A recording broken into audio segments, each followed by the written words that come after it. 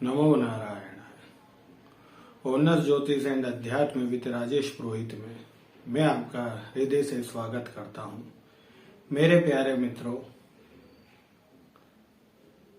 अभी तक मैंने आपको ज्योतिष क्या है, ज्योतिष का अध्यात्म से क्या योग है, संबंध है और पंचांग के बारे में बताया है।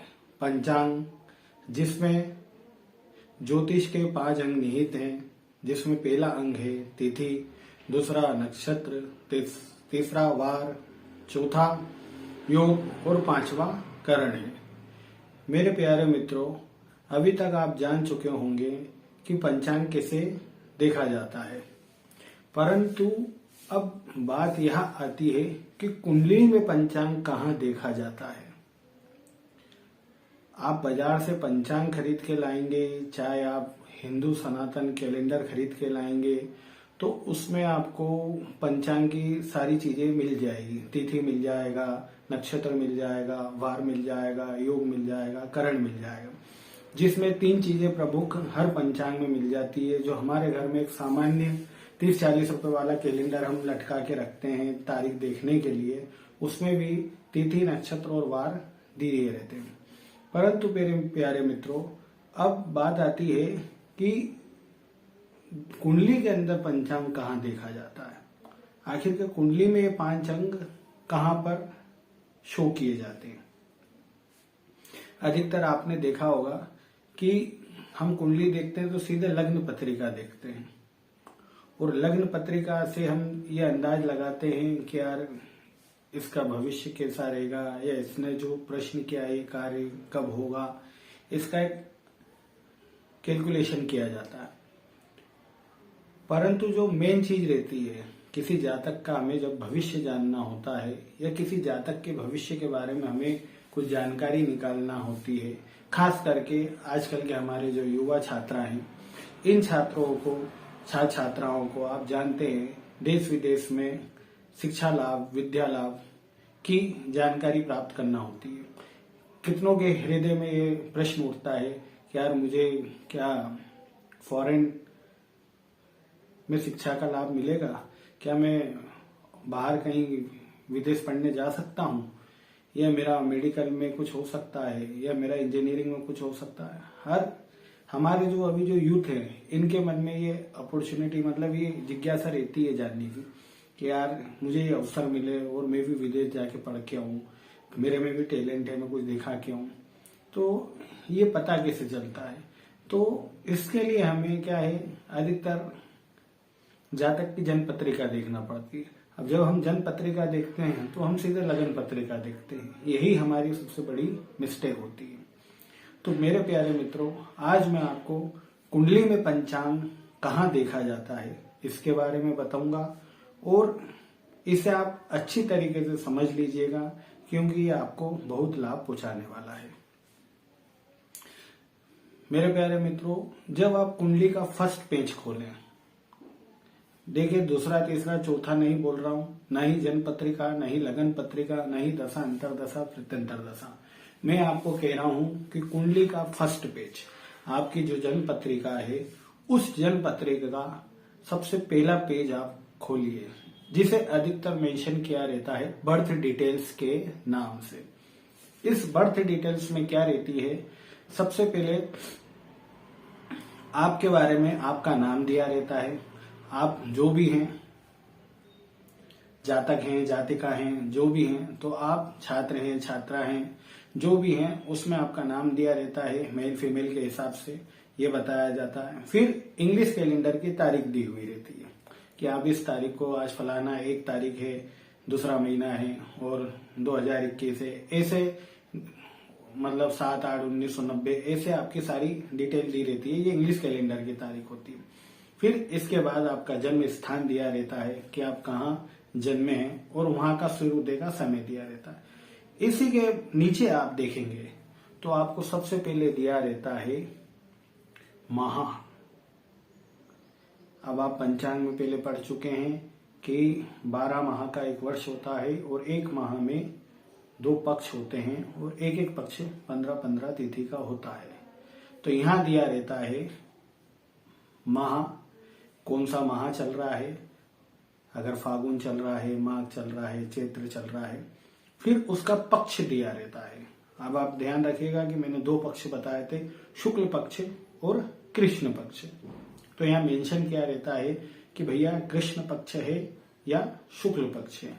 फिर इसी के नीचे आता है आपके तिथि, कि जातक का जन्म किस तिथि को हुआ है। शुक्ल पक्ष की एकम को हुआ है, चतुर्दशी को हुआ है या पूर्णिमा को हुआ है, और ऐसे ही कृष्ण पक्ष की द्वादशी को हुआ है, दशमी को हुआ है। तो ये लिखा रहता है। तो हमें इसे ऐसे पढ़ना पड़ता है कि भाई चैत्र मास कृष्ण पक्ष की पूर्णिमा तिथि, कृष्ण पक्ष की अमावस्या तिथि या कृष्ण पक्ष की चतुर्दशी तिथि को इस जातक का जन्म हुआ।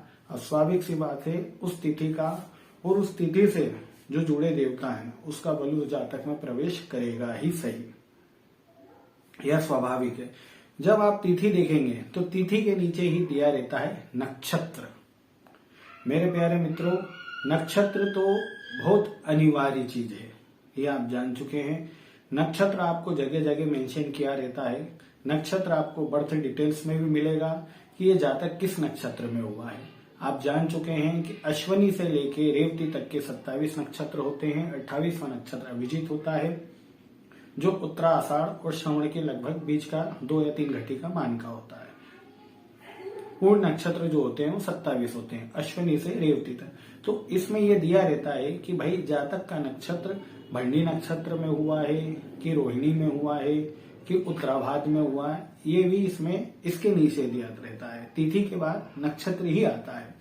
नक्षत्र के बाद आता है वार, कि इस जातक का जन्म किस वार को हुआ है। तो उसमें लिखा रहेगा चंद्रवार यानी सोमवार, मंगलवार, बुधवार, गुरुवार, शुक्रवार, शनिवार, रविवार, ये वार भी मेंशन किया रहेगा। नक्षत्र से नक्षत्राधिपति का बल, उससे जुड़े देवता का बल, और वार से जुड़े देवता का बल। वार कौन सा है, स्थिर है, क्रूर है, सौम्य है, लघु है, शुभ है। अगर ये वार है तो वैसे जातक में गुण देखने को मिलेंगे। फिर इसी के नीचे आता है, वार के बाद आता है योग। मेरे प्यारे मित्रों, योग का अर्थ होता है जोड़। 2 चीजों से मिलकर जो चीज बनती है, एक नई चीज बनती है, उसे हम योग कहते हैं। यानी प्लस, यानी जोड़ना, मिलना, एक होना। योग का बहुत बड़ा महत्व रहता है।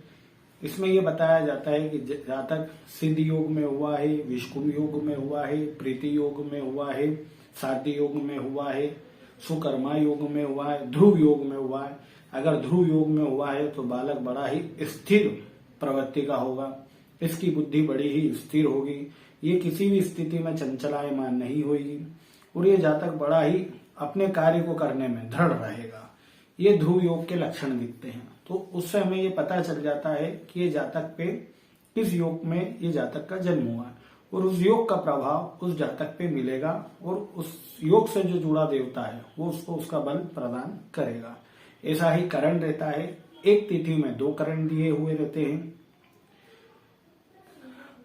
मतलब जो एक वार रहता है उसमें 2 करण हो जाते हैं, लगभग 6-6 घंटे के अंदर बीत चुके होते हैं। करण को आप कारण भी बोल सकते हैं। ये स्थिर और चर होते हैं। तो इनका आप फर्स्ट पेज पे ध्यान रखें।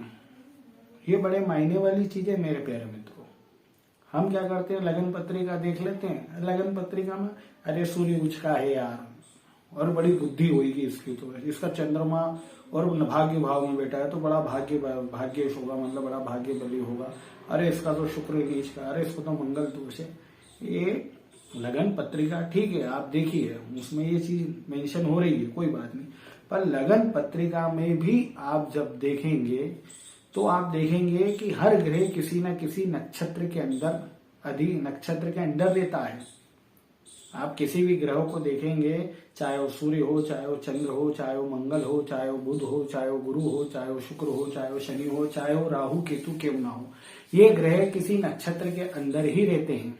नक्षत्र से बाहर ये अपना बल नहीं दिखा सकते हैं, क्योंकि आपको मैं पहले बता चुका हूं कि नक्षत्र क्या है। नक्षत्र वह ज्योति पिंड है, और वह तारों का समूह है जिसको एक विशेष आकृति, तारों के समूह को एक विशेष आकृति लेके तैयार होती है, और उसी को 27 भागों में बांटा गया है हमारे ऋषियों द्वारा। तो उनमें से जो रेस निकलती हैं वो इन पिंड यानी ग्रहों पे पड़ती है और ये ग्रह उसे रिफ्लेक्ट हमारे ऊपर करते हैं। इसलिए जब आप लगन पत्रिका भी देखते हैं या जन्म पत्रिका भी देखते हैं या राशि पत्रिका देखते हैं या चंद्र पत्रिका देखते हैं तो आप उसमें देखिएगा ग्रह किस नक्षत्र में है, तो आप समझ जाएंगे कि नक्षत्र का महत्व कितना होता है। इसलिए हमारे जो आचार्य थे रघुनंदन प्रसाद जी गौड़, इन्होंने नक्षत्र ज्योतिष के ऊपर बहुत अच्छी पुस्तिका लिखी हुई है। नक्षत्र ज्योतिष ये बड़ा ही ज्योतिष का सूक्ष्म तरीका है नक्षत्र के बारे में, इसमें आप और अच्छे से फलित कर सकते हैं। इसलिए आप ऐसा मत सोचिएगा कि यार ग्रह उच्च का हो गया या नीच का हो गया। कई बार जातकों का उच्च का ग्रह होने पे भी फल नहीं मिल पाता है और कई बार नीच का होता है परंतु उच्च से फल देता है। इसका कारण यही रहता है कि वह किस नक्षत्र में है। ग्रह कोई अकेला थोड़ी ना बैठा हुआ है, ग्रह पहले राशि के अंदर है, फिर राशि के अंदर भाव आ जाते हैं, भाव के अंदर फिर ग्रह किस नक्षत्र में है, वह नक्षत्र उसका मित्र है, शत्रु है, क्या दृष्टि रखता है, कैसा भाव है, लघु है, सतोगुणी है, रजोगुणी है, तमोगुणी है, राजसी है, सात्विक है, ये मतलब ब्राह्मण है, क्षत्रिय है। ये नक्षत्र के बहुत सारी वेराइटी हैं जो आपको आगे जाके मैं विस्तार से समझाऊंगा।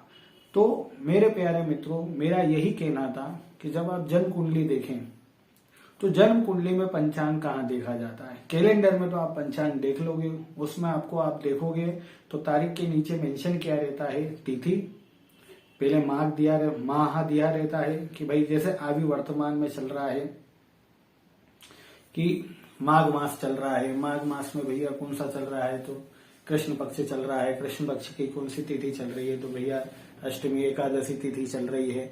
ये सब मेंशन क्या रहता है, कौन सा नक्षत्र है तो ज्येष्ठा नक्षत्र है, ये बताया जाता है। उसकी समाप्ति भी दी जाती है, वह शुरुआत कब हुआ है, उसकी समाप्ति कब है, सूर्योदय काल भी दिया रहता है, सूर्यास्त काल भी दिया रहता है, और कौन से ग्रह अभी किस राशि में भ्रमण कर रहे हैं, ये गोचर स्थिति भी पंचांग में या हमारे हिंदू जो सनातन कैलेंडर आते हैं जिसे हम अल्प पंचांग बोलते हैं, जिसमें मतलब पूर्ण पंचांग का विवरण नहीं दिया रहता है पर थोड़ा दिया रहता है, उसको मेंशन किया जाता है।